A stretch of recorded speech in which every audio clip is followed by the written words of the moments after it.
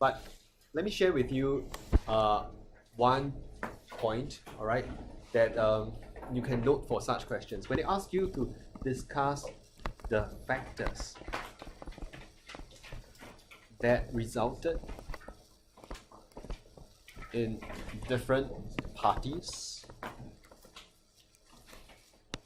where parties could refer to the government, could refer to the producer, rarely in the case of consumers. Okay?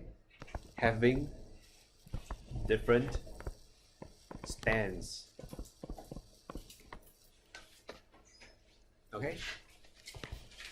So factors that resulted in them having different outcomes. Let's just look at the case of producer having different competitive strategies.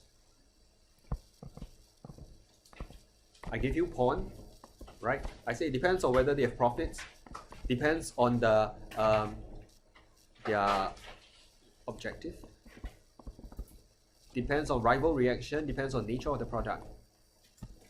Okay. And then you saw another question, which is that resulted in different governments having different stands towards globalization, or for that matter, FTA, right?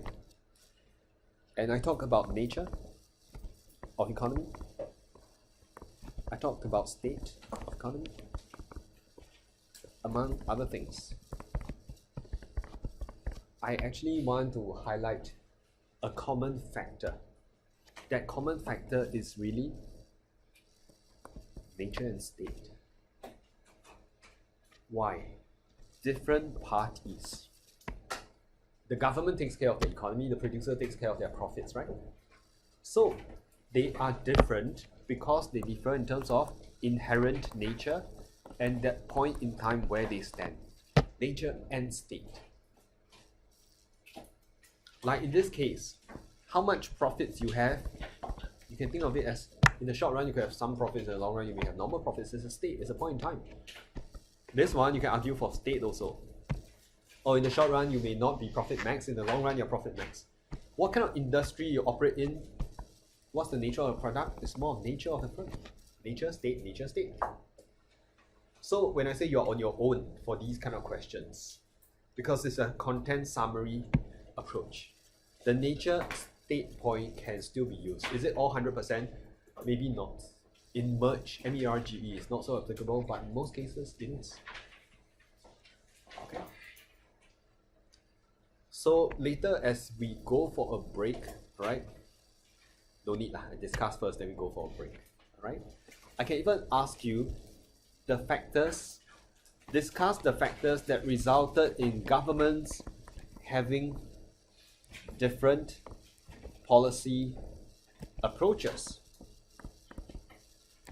to tackling a recession, unemployment, inflation, BOP deficits. So imagine 25 mark question. Discuss the factors that influence a government's choice of policies to address a recession or any of these things. Can you see the approach is similar? Huh? Nature state. The moment you see this, you start thinking, okay, let's think about nature. Nature of economy. Not nature of government or democracy or what, no. Okay? Nature, state. You are still pulling out nature and state, but you put on your macro thinking hat. What do you consider under nature? Under macroecons? Huh? Nature, huh? So inherently, So what do we normally consider? The nature of the economy is such that it is export driven. Any more? Import reliant. Small K. Very good. Very good. Small K. So these 3 points are very good. I can give you one additional point. Control over monetary policy. That one is also inherently. Which country cannot control its monetary policy?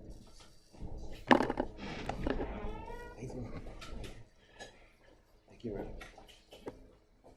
Okay, see you. Bye. Okay.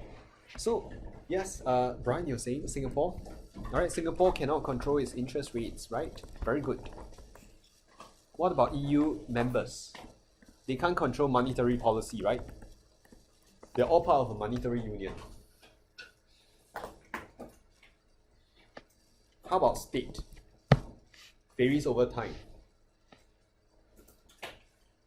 I may not say whether you're near full employment. Because why? If you ask me about recession, clearly you're not near full employment already. I can talk about state of. But think of what could limit your policies. State of, if I cut interest rates, very good. State of expectations. If I use fiscal, state of. I use an expansionary fiscal policy. Well, it depends on whether I have budget. I have money in the coffers, right? State of budget. I find that students are talking about state of budget, then they say no money, you can't use that policy, full stop. Don't waste that point. If you talk about state of budget, link to crowding out. If you do not have money, you have to borrow. When you borrow, you incur or you push up interest rates. You crowd out private investments, consumption. Anyone not sure about crowding out, you can read your notes, okay? Well, not just crowding out, can you also link to the up cost of interest repayments when you have to borrow to spend? You could have used the money to develop your workforce. Okay, I'm raising this point because I find that there is a lack of emphasis on what happens when you lack budget.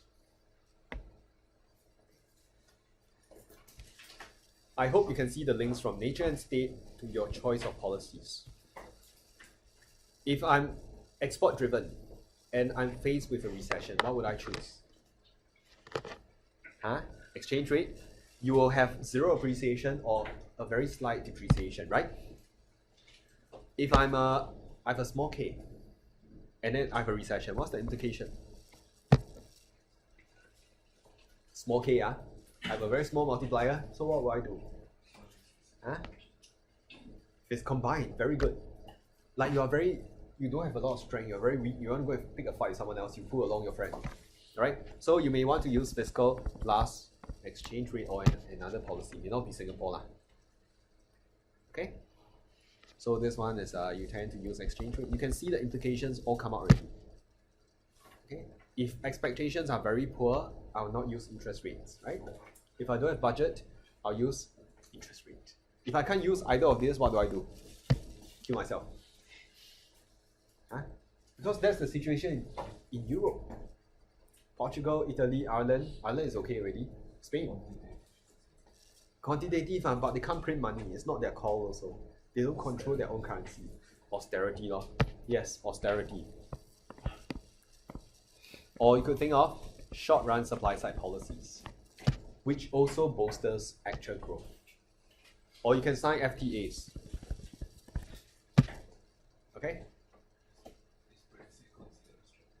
Is what? Brexit, if the context given in the case study is about Britain and they talk about Brexit, yes. At one point they were talking about Grexit, Greece, but then people lost interest in Grexit because it didn't matter so much. So now it's all about Brexit. Okay?